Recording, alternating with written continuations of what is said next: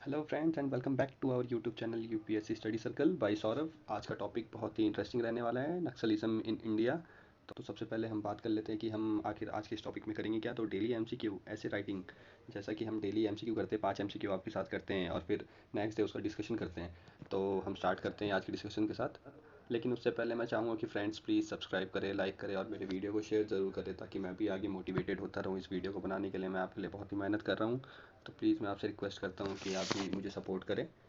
तो सबसे पहले हम कल के आंसर्स देख लेते। तो जो पहला क्वेश्चन था हमारा, consider following statement about the Indian national army.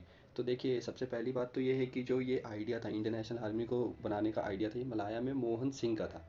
तो सबसे पहला जो ऑप्शन है हमारा, the idea of INA was first conceived bye Mohan Singh. तो हाँ, बिल्कुल सही है, क्योंकि वो ब्रिटिश इंडियन आर्मी के सोल्जर थे।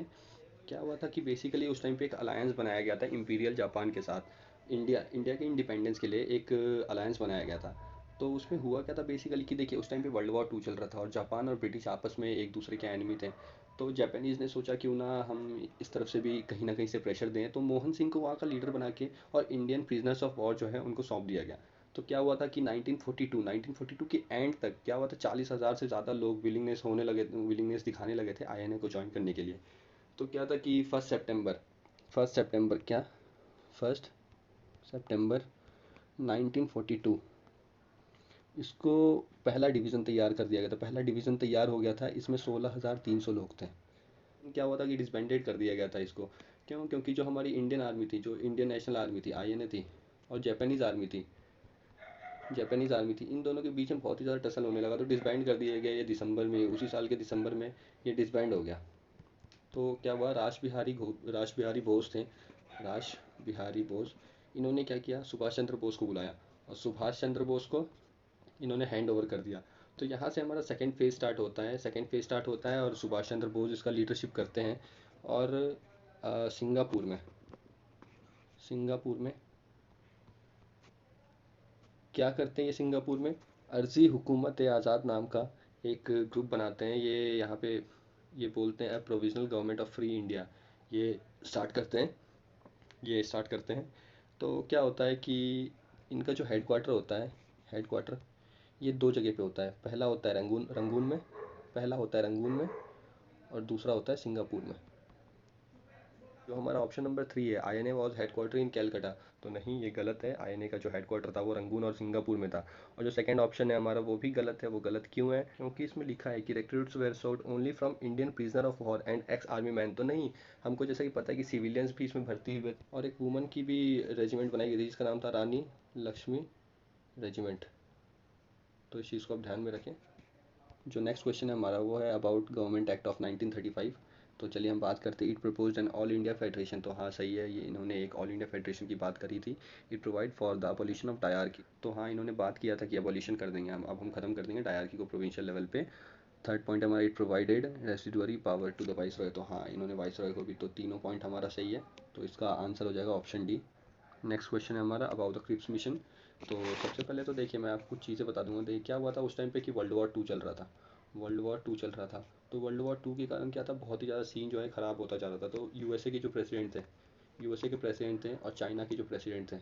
तो यूएसए के प्रेसिडेंट रोजवेल्ट और जो चाइना के उस टाइम के प्रेसिडेंट थे चियांग काई शेक। तो इन्होंने क्या किया, चर्चिल के ऊपर बहुत ज़्यादा प्रेशर बनाना शुरू कर दिया। तो इसके कारण इन्होंने क्या किया, स्टेफर्ड क्रिप्स को इंडिया भेजा। ये बेसिकली स्टेफर्ड क्रिप्स एक बहुत ही कमाल के आदमी थे। ये लेफ्ट विंग लेबराइट थे और इन्होंने पहले इंडियन नेशनल मूवमेंट को भी सपोर्ट किया था। तो ये बहुत ही डाउन टू अर्थ इंसान थे। मुझे तो बहुत ही अच्छे लगते क्रिप्स। तो इनको इंडिया भेजा गया। तो इन्होंने बेसिकली कुछ अपने शर्तें रखी कि आप हमारे आर्मी को सपोर्ट करें, हमारे देश को सपोर्ट करें, उसके लिए हम आपके लिए कुछ चीज़ें लेके आए हैं। तो उन्होंने बताया कि हम आपको डोमिनियन स्टेटस देने के लिए तैयार हैं। तो जो सेकंड ऑप्शन है हमारा, it propose that the constitution making body after the second world war would be set up. तो हाँ, इन्होंने बोला था कि चलिए हम आपके लिए एक कॉन्स्टिट्यूशनल मेकिंग बॉडी बना देंगे, जो कि नॉमिनेट किए जाएंगे आपके रूलर के थ्रू, लेकिन इलेक्ट जो होंगे वो प्रोविंशियल असेंबली के थ्रू इलेक्ट होंगे। तो इन्होंने डोमिनियन स्टेटस देने की बात की थी, लेकिन कांग्रेस ने वहाँ पे साफ साफ मना कर दिया था। बोला था नहीं भी, हमको डोमिनियन स्टेटस नहीं चाहिए, हमको क्या चाहिए, हमको फुल इंडिपेंडेंस चाहिए। तो इन्होंने ये रिजेक्ट कर दिया था। लेकिन हाँ, ऑप्शन नंबर 2 सही है। तो ये जो पहला पॉइंट है हमारा, ये टोटली गलत है। क्यों गलत है? क्योंकि देखिए, उन्होंने रिजेक्ट नहीं किया था, उन्होंने बोला था कि देखिए ऐसा है कि जो भी जगह जो भी प्रोविंस चाहे वो अगर किसी देश के साथ जुड़ना नहीं चाहती है, अगर कोई भी प्रोविंस किसी देश के साथ जुड़ना नहीं चाहती है तो वो ब्रिटिश के अंडर आ जाए। बट ये इन्होंने प्रॉपरली जो पाकिस्तान बनाने का जो मुस्लिम लीग का डिमांड था इसको रिजेक्ट नहीं किया था। तो ऑप्शन फर्स्ट गलत है, तो इसका आंसर हो जाएगा बी, टू ओनली। जो नेक्स्ट क्वेश्चन है अब हमारा, ये 1937 इलेक्शन के बारे में है। तो देखिए क्या हुआ था बेसिकली 1937 के इलेक्शन में, कि जो प्रोविंशियल इलेक्शन हुए थे उस टाइम पे प्रोविंशियल इलेक्शन हुए थे, ये उन्होंने 1935 के जो 1935 का जो हमारा गवर्नमेंट ऑफ इंडिया एक्ट आया था उसमें साफ साफ कह दिया गया था कि 1936 से 1937 का जो विंटर होगा उसमें प्रोविंशियल इलेक्शन होंगे। लेकिन क्या था उस टाइम पे हम जानते हैं कि रिजर्वेशन हुआ करते थे, ये रिजर्वेशन दे दिया गया था प्रिंसली स्टेट को। तो इसके कारण क्या हुआ था कि फेडरल गवर्नमेंट नहीं आ पाई थी, फेडरल गवर्नमेंट नहीं बन पाई थी। तो फेडरल गवर्नमेंट ना होने के कारण फेडरल लेवल पे कोई भी इलेक्शन नहीं हुआ था, सिर्फ प्रोविंशियल लेवल पे इलेक्शन होता। 11 प्रोविंसेस थे उस टाइम पे, तो 11 प्रोविंसेस पे इलेक्शन हुआ था। तो हाँ, हमारा ऑप्शन नंबर फर्स्ट सही है, बिल्कुल सही है। जो हमारा ऑप्शन नंबर सेकंड है, ये है Congress ministries were formed in the provinces except Bengal and Punjab. तो नहीं, उस टाइम पे 3 जगह पे नहीं बनी थी, पंजाब, बंगाल और सिंध। देखिए पंजाब में क्या था, कृषि पार्टी थी, कृषि प्रजा पार्टी थी, और मुस्लिम लीग, कृषि प्रजा पार्टी और मुस्लिम लीग ने मिलके बंगाल में बनाई थी, बंगाल में बना ली थी अपनी सरकार। और साथ ही पंजाब में यूनियनिस्ट पार्टी थी, और सिंध में भी यूनाइटेड सिंध पार्टी थी एक, तो सिंध में भी नहीं बना पाई थी कांग्रेस अपनी सरकार। 716 सीटें मिली थी टोटल, 716 सीटें मिली थी टोटल पूरे 11 प्रोविंसेस को मिला के। जो 1161 सीटें थी इसमें 716 सीट टोटल कांग्रेस को मिल गई थी उस टाइम पे। चलिए अब मूव करते हैं हम लास्ट क्वेश्चन की तरफ। Who among the following was called लोक हितवादी। तो लोक हितवादी गोपाल हरि देशमुख को कहा जाता था। गोपाल हरि देशमुख ये जो थे ये महाराष्ट्र से थे। कहाँ से थे? महाराष्ट्र से थे।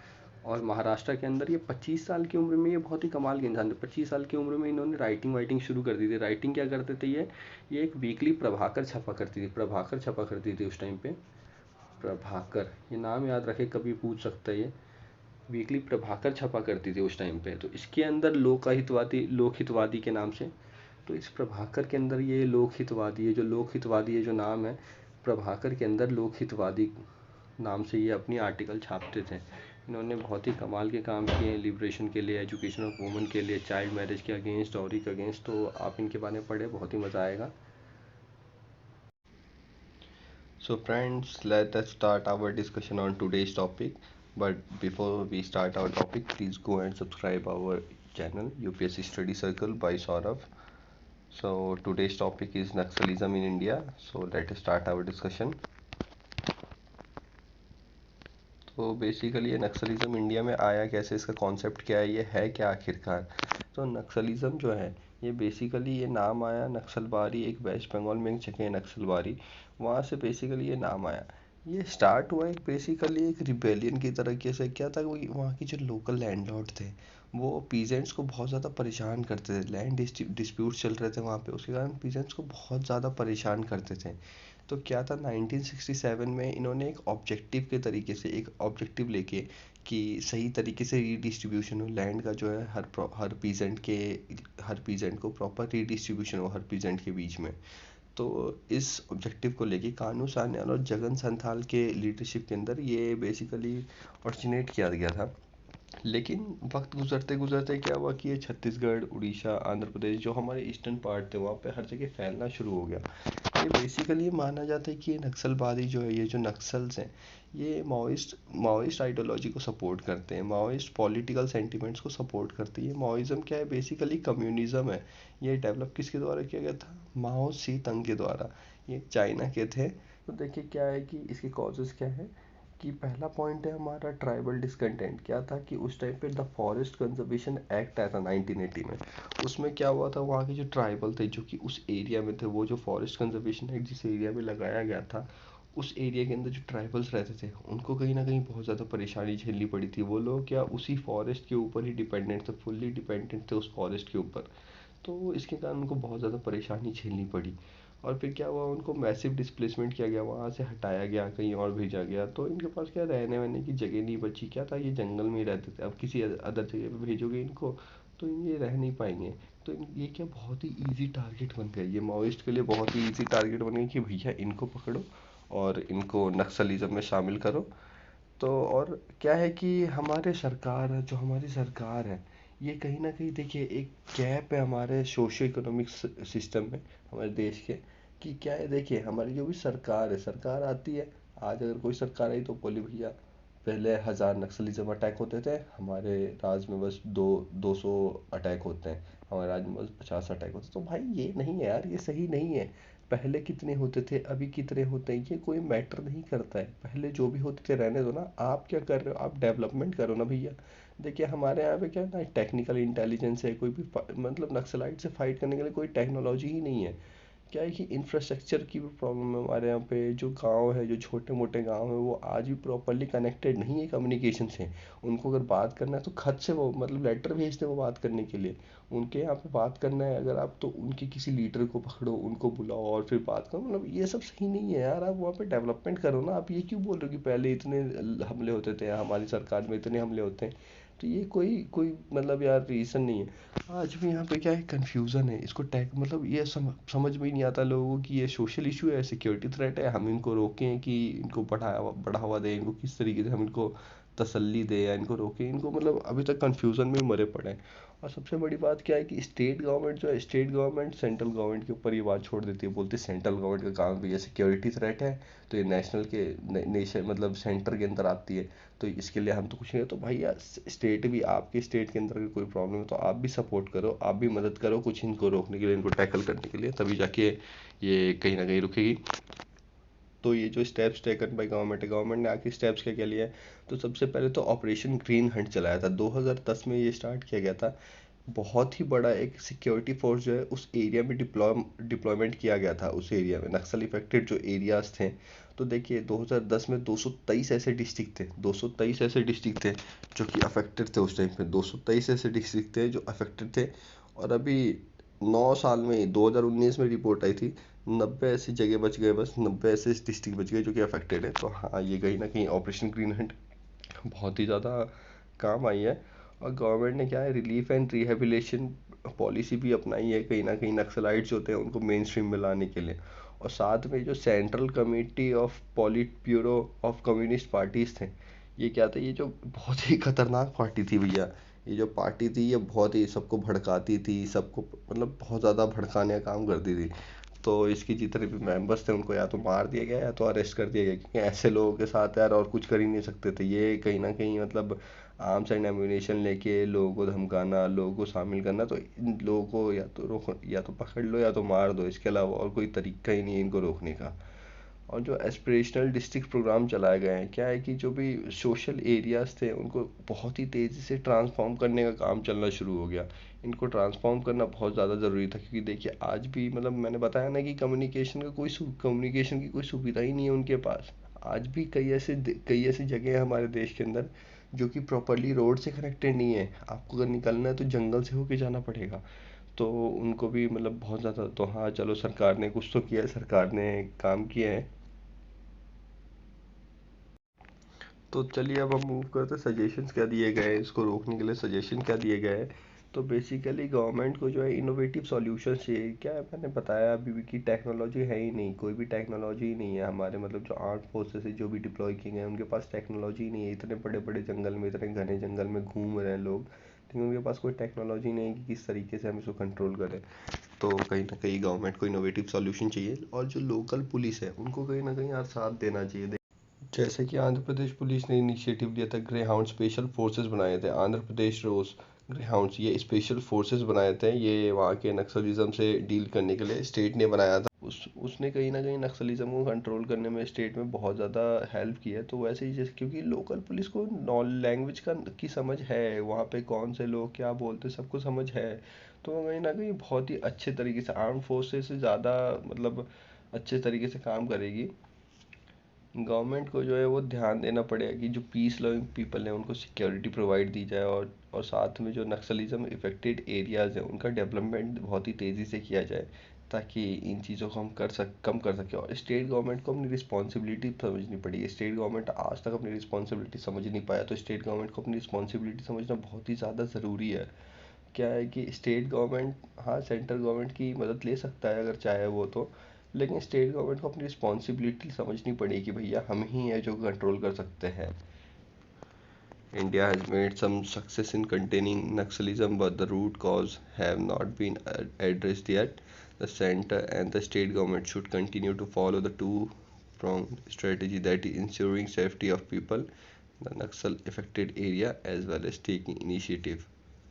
तो स्टेट और सेंटर को ये देखिए फाइनली कंक्लूजन ये बोलता है कि स्टेट और सेंटर को साथ में मिलके काम करना चाहिए और ये इंश्योर करना चाहिए कि जो नक्सल इफेक्टेड रीजन्स हैं उनको कहीं ना कहीं बढ़ाया जाए, उनका डेवलपमेंट किया जाए और साथ में जो पीस लविंग पीपल है उनको मतलब सिक्योरिटी प्रोवाइड की जाए, तभी जाके ये चीज़ें धीरे धीरे कम होंगी। तो चलिए अब हम मूव करते हैं आज के अपने 5 MCQs की तरफ। तो आज का जो हमारा पहला MCQ है वो ये है कि with reference to the acquisition of citizenship under the citizenship act of 1955 consider the following statement. भाई ये क्वेश्चन बहुत ज़्यादा इंपॉर्टेंट है क्योंकि अभी कॉन्स्टिट्यूशन अमेंडमेंट एक्ट वगैरह के ऊपर बहुत ज़्यादा बातें चल रही थी, तो ये बहुत ज़्यादा इंपॉर्टेंट है। तो ये क्वेश्चन आप ध्यान में दें और इसके आसपास की चीज़ें पढ़ ले एक बार। The children of foreign diplomats posted in India can acquire Indian citizenship by birth. If any foreign territory become part of India, all the residents of territory automatically become the citizens of India. तो इसके option है 1 only, 2 only, both या none. Next question है हमारा consider following statement in context of national commission for women. तो पहला option है हमारा it is a non statutory body under the ministry of women and child development. Second option है हमारा only a woman can be chairperson of the national commission for women. और last point है हमारा it can fund the litigation involving issues affecting a large body of woman. Which of the following given above is correct? 1 and 2, 3 only, 2 only, 1 and 3 only. चलिए next question हमारा third question consider following statement regarding article 13 of Indian constitution. Article 13 बहुत ज़्यादा important article है तो आप इसको please अच्छे से पढ़ें। The power of judicial review of the Supreme Court and High Court is derived from it. Second option हमारा article 13 exams all constitutional amendment act from judicial review. 1 only, 2 only, both या none. Next question है हमारा which of the following pair is correctly matched. तो हमारा option है Mars mission और country, Taiwan 1, Japan, InSight, USA, Mars Express, European space agencies. तो 2 only, 1 and 3 only, 2 and 3 only, 1, 2 and 3। Last question है हमारा आज का लास्ट क्वेश्चन हमारा consider following provision in DPSP. पहला ऑप्शन है हमारा to secure opportunities for healthy development of children. Second point हमारा to promote equal justice and provide free legal aid to the poor. Third point है to minimize inequalities in income status facilities and opportunities. Last point है हमारा to protect and improve the environment and to safeguard forest and wildlife. Which of the following given provision were added by 42nd Constitutional Amendment Act।